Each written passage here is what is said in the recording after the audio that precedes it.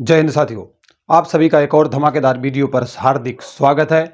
आज के इस वीडियो में हम जानने वाले हैं भारतीय स्वतंत्रता आंदोलन को प्रेरित करने वाले कौन कौन से महत्वपूर्ण नारे दिए गए हैं जो मोस्टली आपकी परीक्षा में पूछे जाते हैं। अब बहुत सारे बच्चे क्या करेंगे, यहाँ से तुरंत स्किप करके भाग जाएंगे, अरे ये तो बोर्ड में खड़े होकर बंदा पढ़ा रहा है। बेटा, जिस व्यक्ति के द्वारा ये नारा दिया गया, किस सिचुएशन में दिया गया, कौन कौन से अवार्ड मिले हैं, सारी बातें एक एक करके बताऊंगा। स्किप करके मत भागना, बाकी आपकी मर्जी, ठीक है।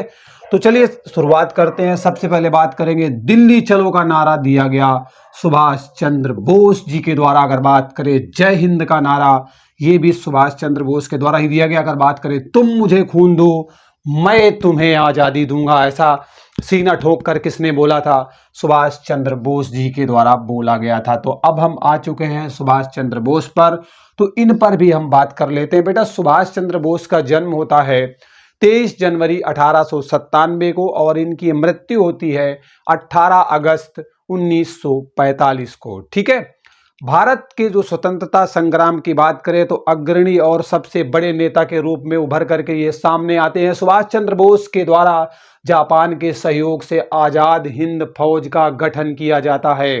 जय हिंद का नारा जो कि यहाँ पर आप देख रहे हो, ये बेटा आपका राष्ट्रीय नारा बन चुका है। सेना के जवान आते हैं जय हिंद बोलते हैं, जैसा कि मैं भी वीडियो की शुरुआत में बोलता हूं आपको, ठीक है। राष्ट्रीय नारा बन चुका है।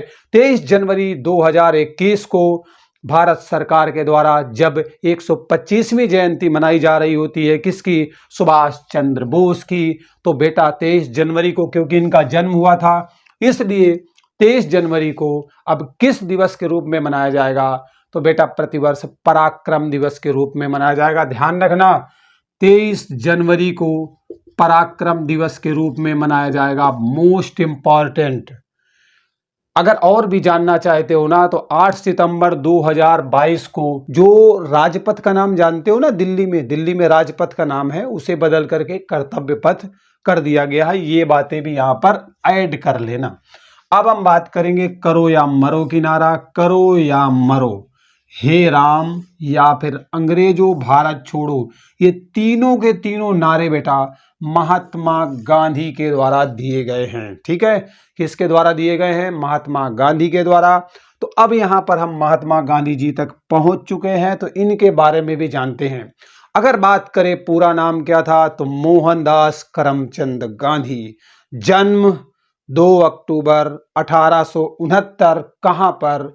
पोरबंदर, गुजरात में पोरबंदर नामक स्थान पड़ता है, वहां पर बेटा इनका जन्म होता है। मृत्यु कब होती है? तो 30 जनवरी 1948 को इनकी मृत्यु हो जाती है, ठीक है।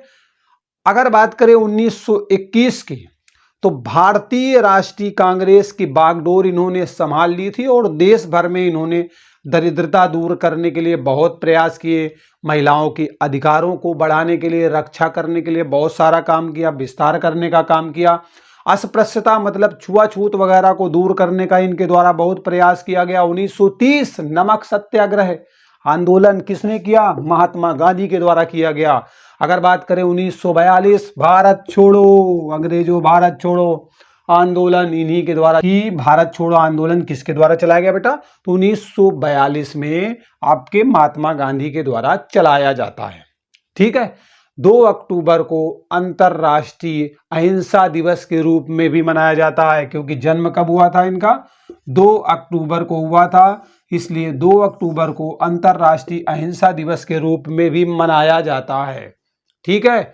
अब बेटा जो महात्मा की उपाधि है ना, गांधी जी को किसने दी थी? तो बेटा रविंद्रनाथ टैगोर के द्वारा दी गई थी। रविंद्रनाथ टैगोर ने इन्हें जो है महात्मा की उपाधि दी थी। कितने सारे क्वेश्चन यहाँ पे लिंक करके लाया हूं, कंप्लीट एनालिसिस है।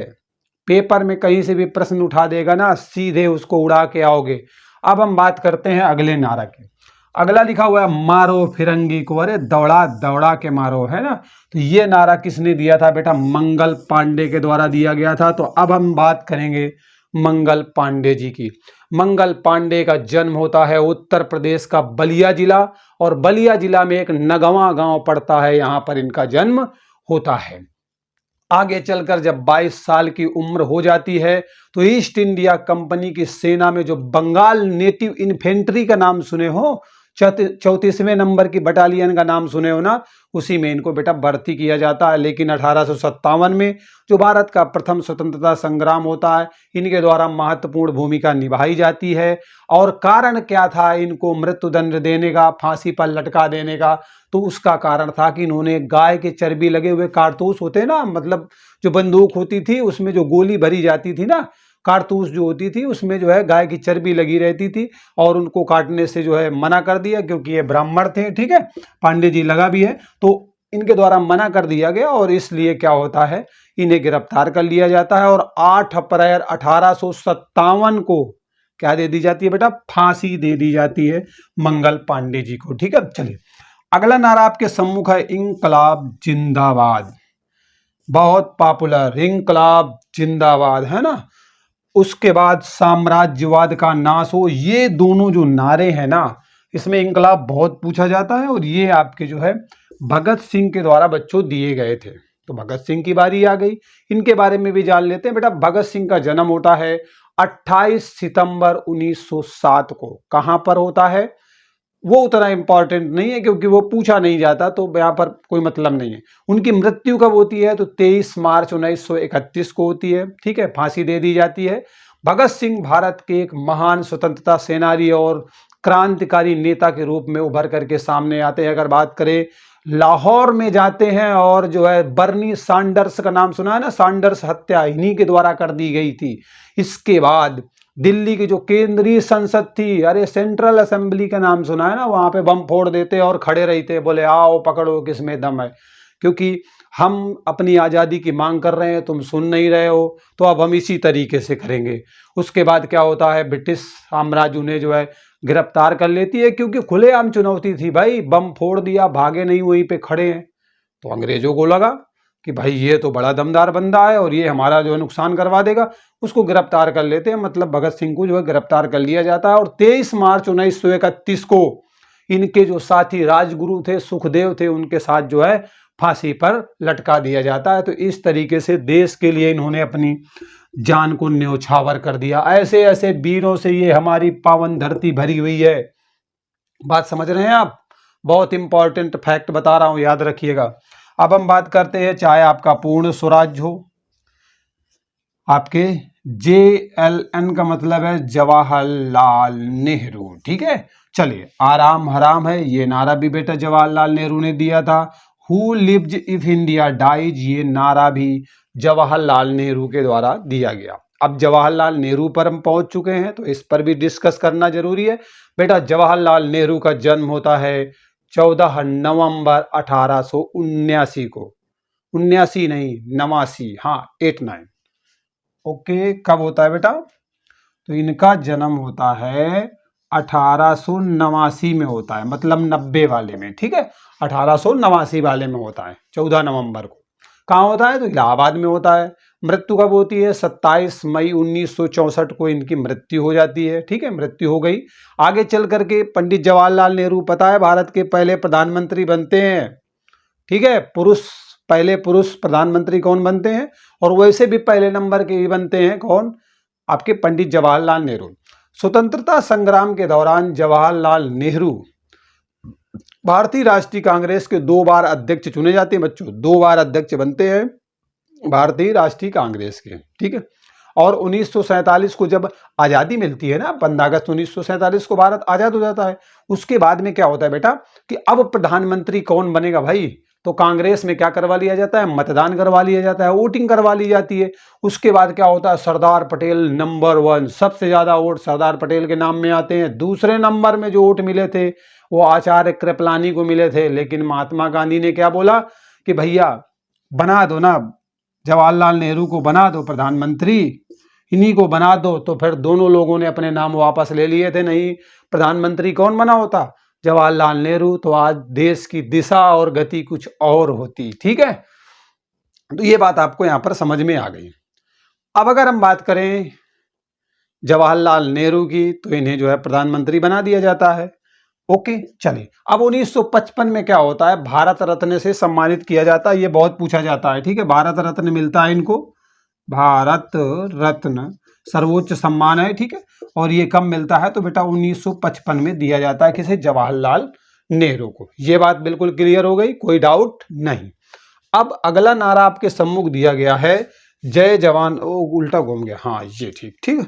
तो जय जवान हो गया, जय किसान हो गया। ये बेटा जो नारा है ना, लाल बहादुर शास्त्री, नाम भली बात जानते होंगे, ताशकंद दिमाग में घूम गया था, रहस्यमयी परिस्थितियों में इनकी मृत्यु हो जाती, कैसे हुई थी, है ना, वो सारी बातें अभी बताता हूं मैं आपको। तो बेटा क्या होता है ना, लाल बहादुर शास्त्री जी का जन्म होता है 2 अक्टूबर 1904 को। 2 अक्टूबर को जन्म किसका होता है, महात्मा गांधी को भी होता है, मतलब को नहीं होता, इनका भी जन्म होता है महात्मा गांधी जी का, और लाल बहादुर शास्त्री जी का भी जन्म 2 अक्टूबर को ही होता है, 2 अक्टूबर को होता है। लेकिन बेटा ये 1904 में जन्म लेते हैं, ठीक। अब अगर बात करें इनकी मृत्यु की, तो इनकी मृत्यु 11 जनवरी 1966 को हो जाती है। अब मन में अगर प्रश्न हो कि कहां पे हुआ था, तो लाल बहादुर शास्त्री का जन्म वाराणसी में मुगल सराय पड़ता है, वहां पर जो है हुआ था। लाल बहादुर शास्त्री पता है बेटा दूसरे नंबर के प्रधानमंत्री थे। पहले नंबर के प्रधानमंत्री कौन थे, जवाहरलाल नेहरू थे। उसके बाद दूसरे नंबर के प्रधानमंत्री कौन बनते हैं, तो लाल बहादुर शास्त्री बनते हैं, क्योंकि हार्ट अटैक से जवाहरलाल नेहरू की मृत्यु हो जाती है। उसके बाद लाल बहादुर शास्त्री जो है भारत देश के प्रधानमंत्री बनते हैं, तो दूसरे नंबर के प्रधानमंत्री बन जाते हैं, ठीक। अब एक बात और समझ लो, जवाहरलाल नेहरू जब नेतृत्व कर रहे थे प्रधानमंत्री के तौर पर, तो उस समय क्या होता है, 1954 में भारतीय कांग्रेस कमेटी जो थी, अखिल भारतीय कांग्रेस कमेटी, उसका महासचिव भी नियुक्त किया गया था, किसे, लाल बहादुर शास्त्री को, ठीक है। इनके शासनकाल में ही आपको याद होगा भारत पाकिस्तान का युद्ध 1965 वाला शुरू हो जाता है। हमने जो है रगड़ रगड़ के मारा जो है पाकिस्तान को, मतलब करारी शिकस्त दे दी। उसके बाद समझौता होता है, और समझौता करने के लिए जो है हमारे माननीय प्रधानमंत्री उस समय के जो थे लाल बहादुर शास्त्री जी ताशकंद जाते हैं, और वहां पर जो है 11 जनवरी 1966 को रहस्यमयी परिस्थितियों में, अब तक जानकारी नहीं मिल पाई है, इनकी मृत्यु हो जाती है। और वहां पर पाकिस्तान का प्रधानमंत्री भी गया होता है, ठीक है, अयूब खान नाम था उसका, वो भी जाता है समझौते में, पर पता नहीं चलता किन परिस्थितियों में इनकी मृत्यु हो गई। बाद में मरणोपरांत बच्चों इन्हें भारत रत्न भी दिया जाता है। और लाल बहादुर शास्त्री का जो जन्म दिवस 2 अक्टूबर है, इसे शास्त्री जयंती के रूप में भी मनाया जाता है, और महात्मा गांधी के जो है जन्म दिवस के रूप में भी मनाया जाता है, ठीक। ये बात भी समझ लो। और साथ ही साथ उनका देहावसान क्योंकि 11 जनवरी को हो गया था 1966 रहस्यमयी परिस्थितियों में, तो 11 जनवरी को बेटा लाल बहादुर शास्त्री स्मृति दिवस के रूप में मनाया जाता है। तो कितने सारे प्रश्न है, पूरी कंपनी है प्रश्नों की, एक एक करके आपके सामने रख रहा हूं।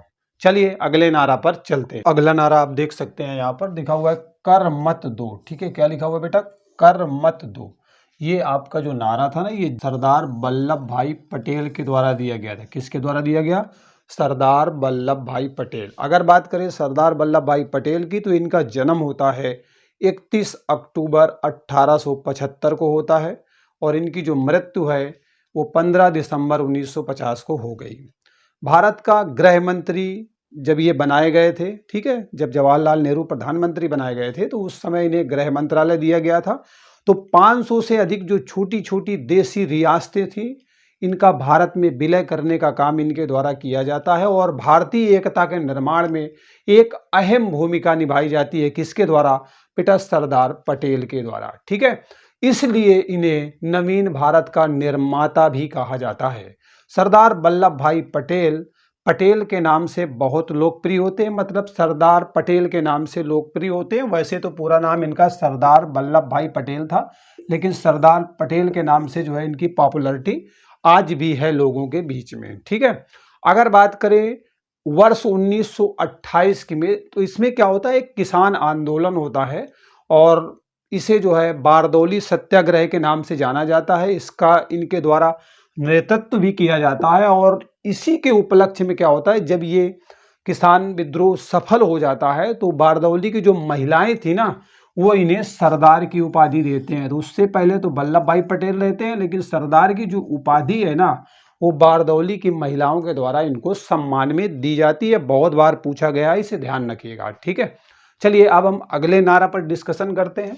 तो बेटा आपके वेदों की ओर लौटो, क्या दिया गया है? वेदों की ओर लौटो, मतलब जो व्यक्ति यहाँ वहाँ भटक गए हैं अब उन्हें वेदों की ओर लौटना चाहिए, क्योंकि आप जानते हो कि जो वेद है उनकी संख्या 4 है। कौन कौन से हैं ऑलरेडी मैं पहले भी बता चुका हूँ, ठीक है। अब अगर हम बात करें ये नारा किसके द्वारा दिया गया, तो बेटा ये जो है दयानंद सरस्वती के द्वारा दिया जाता है। तो इनके बारे में भी कुछ जान लेते हैं। दयानंद सरस्वती का जन्म होता है 12 फरवरी 1824 को और इनकी मृत्यु होती है 30 अक्टूबर 1883 को हो जाती है, ठीक है। दयानंद सरस्वती को आधुनिक भारत का क्या बोला जाता है? चिंतक कहा जाता है। आधुनिक भारत का जो चिंतक है ना, वो बेटा किसे बोला जाता है? दयानंद सरस्वती को बोला जाता है। आर्य समाज के संस्थापक भी हैं, क्योंकि इनके द्वारा आर्य समाज की स्थापना की जाती है 1875 में, ठीक है। बचपन का नाम क्या था? तो बेटा मूल शंकर इनका नाम होता है। और वेदों का अधिक से अधिक प्रचार प्रसार हो, लोग अधिक से अधिक जुड़े, तो आर्य समाज की स्थापना ये करते हैं। कब करते हैं मैंने अभी आपको बता दिया, ठीक है। इनका प्रमुख नारा था, बहुत लोकप्रिय होता है और वर्तमान में भी जानते हैं। सत्यार्थ प्रकाश इनकी पुस्तक है, बहुत इंपॉर्टेंट है, परीक्षा में पूछी जाती है। अब अगले व्यक्ति की बात करें तो बेटा अगला नारा है स्वराज हमारा जन्मसिद्ध अधिकार है। अंग्रेजों का कब्जा था, लगातार शोषण लोगों के साथ बढ़ता जा रहा था, तो इसलिए बाल गंगाधर तिलक के द्वारा यह नारा दिया गया था कि स्वराज हमारा जन्मसिद्ध अधिकार है।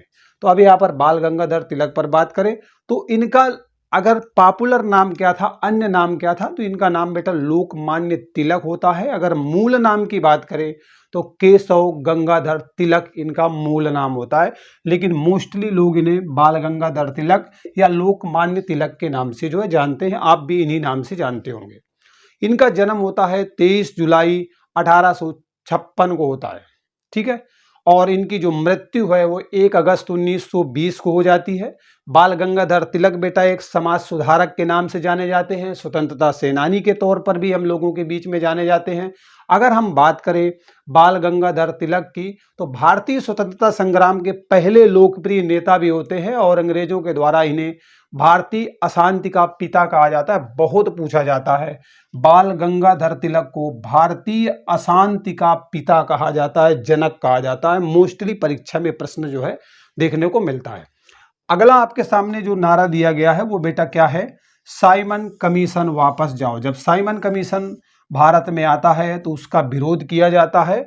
और ये जो नारा है ना कि साइमन कमीशन जल्दी वापस जाओ, हमें आवश्यकता नहीं है, तो ये बेटा लाला लाजपत राय के द्वारा दिया जाता है, ठीक है। लाला लाजपत राय का जन्म 28 जनवरी 1865 को होता है और इनकी जो मृत्यु है वो 17 नवंबर 1928 को हो जाती है।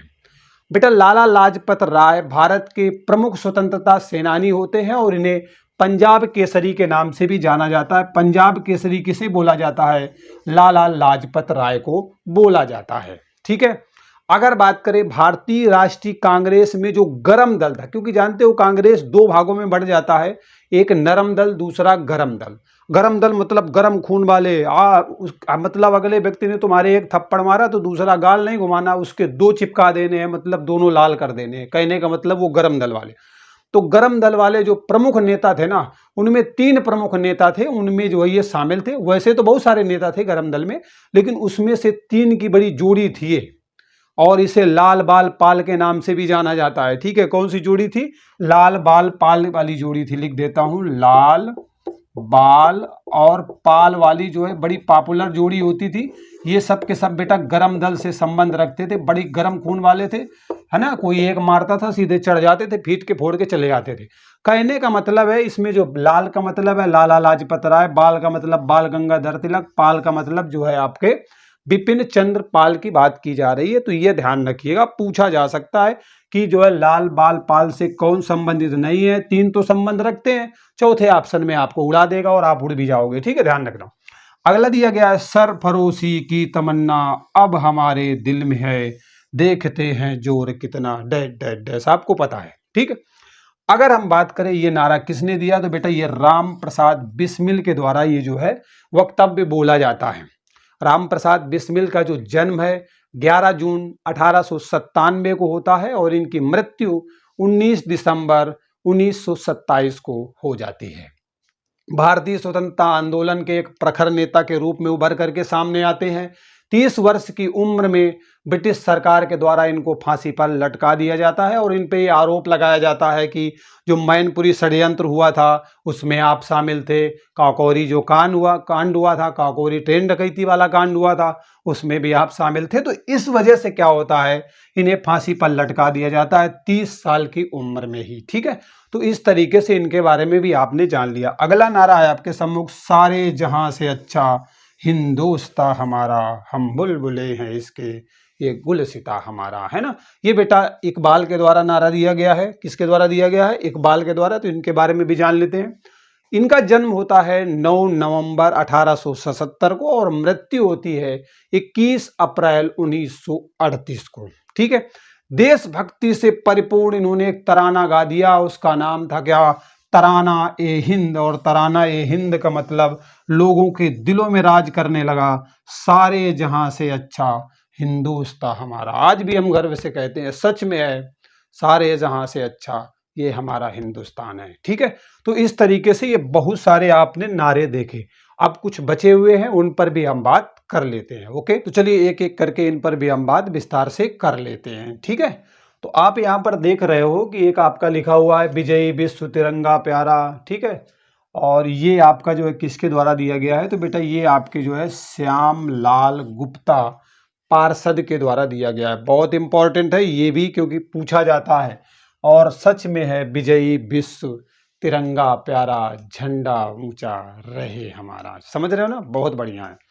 अब अगर हम बात करें दूसरा कौन सा है, वंदे मातरम है। वंदे मातरम, सुजलाम सुफलाम मलयज शीतलाम शस्य श्यामलाम मातरम वंदे मातरम। ठीक है, इस तरीके से गाते हो ना। चलो, तो ये बात आपको समझ में आ गई। अब मैं एक एक करके डिटेल कर देता हूँ, ये तो मैंने ऐसे तुम्हें बता रहा था जो है। ठीक है, याद हो जाए ताकि थोड़ा सा। तो विजयी विश्व तिरंगा प्यारा, झंडा ऊंचा रहे हमारा, सच में है। और हमें अपने तिरंगे की आन मान शान, देश की आन मान शान पर गर्व है। बेटा ये श्यामलाल गुप्ता पार्षद के द्वारा लिखा गया। जन्म कब होता है इनका? 16 सितंबर 1893 को उत्तर प्रदेश के कानपुर में होता है। ठीक है, मृत्यु कब होती है? तो 10 अगस्त 1977 को इनकी मृत्यु हो गई। अगर बात करें भारतीय स्वतंत्रता संग्राम को और बल देने के लिए, मतलब और प्रखर बनाने के लिए, धारदार बने, अंग्रेजों की नाक में और दम करें, है ना, इनको भगा दें किसी तरीके से, तो इसके लिए झंडा गीत इन्होंने जो है बनाया था। इसे झंडा गीत भी बोला जाता है। और कौन सा है? विजयी विश्व तिरंगा प्यारा, झंडा ऊंचा रहे हमारा। क्या बात है, ये आन मान शान देश की बना के रखिएगा। आह्वान पड़ जाए तो देश के लिए मर मिटने के लिए तैयार रहें, मौलिक कर्तव्य है बेटा, मैंने आपको पढ़ाया है। ठीक है, ध्यान रखिएगा। मैं जहां पर जो रिवीजन हो सकेगा मेरे से मैं करवाता रहूंगा। अगला है बेटा वंदे मातरम। वाह क्या बात है, वंदे मातरम। हमारे जवानों ने जो है इसको आज भी सीने से लगा करके रखा है। दूसरी बात, जो हमारे स्वतंत्रता सेनानी थे, जिन्होंने जो है स्वतंत्रता आंदोलनों को जो है प्रेरित किया, देश के लिए अपनी जान गंवा दी, इस नारा की अहमियत को समझते हैं, लेकिन लोग नहीं समझते आज के समय में। बेटा बंकिम चंद्र चटर्जी कह सकते हो या इन्हें चट्टोपाध्याय भी बोल सकते हो, इनके द्वारा जो है इसकी रचना की जाती है। जन्म कब होता है बंकिम चंद्र चट्टोपाध्याय का हो या चटर्जी का हो? 27 जून 1838 को इनका जन्म होता है और मृत्यु 8 अप्रैल 1894 को हो गई। इनकी पहचान जो है बंगला कवि के रूप में की जाती है, एक उपन्यासकार के रूप में की जाती है, एक लेखक के रूप में भी की जाती है।